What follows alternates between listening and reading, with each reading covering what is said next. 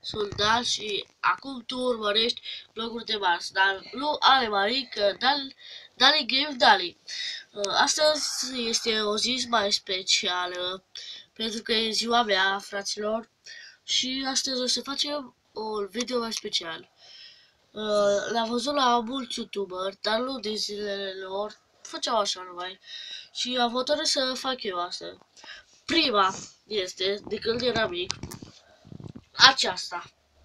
Dacă se vede, cred că se vede, în care sunt eu și mătușa mea și pălăria mea de cementare boș. Da. A doua este aceasta. Este eu și cu mama mea. Da. Să trecem la grădiniță. Aici sunt eu și pe partea asta sunt tot eu. Semănăm, cred. Da.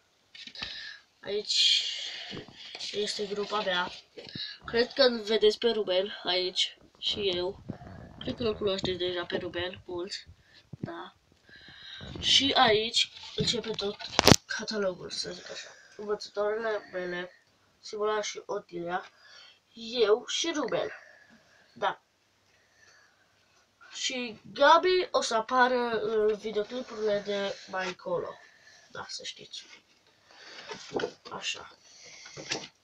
Să trecem la școală. Uite, aici eram eu cu învățătoarea mea. Se vede? Cred că se vede. Așa. Aici eram eu singur. Super begosul. Și aici eram eu, capul meu, micuț. Da, și aici sunt toți băieții. Dacă nu mă vedeți pe mine, sunt chiar aici. Da. Și aici să trecem la comedie. Zici că învățătoarea mea era în pijamale.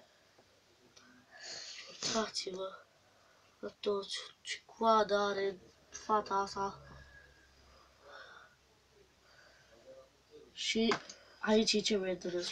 Uitați cum stă un coleg. Uitați-l, vedeți aici? Și uitați o colegă. Uitați cum zâmbește ea. Un zâmbet foarte tare aici. O vedeți? Uitați-vă la capul ei. Doamne ferește. Aici avem pe mine. Eu și cu stiloul meu și penarul meu și abecedarul meu și caietul meu. Da.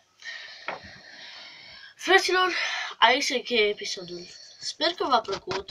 Nu au fost chiar așa multe poze aici. Dar tot ce am găsit. Că multe s-au pierdut sau altceva. Deci, ne vedem data viitoare. Și sper să strângem la acest videoclip mai multe like-uri.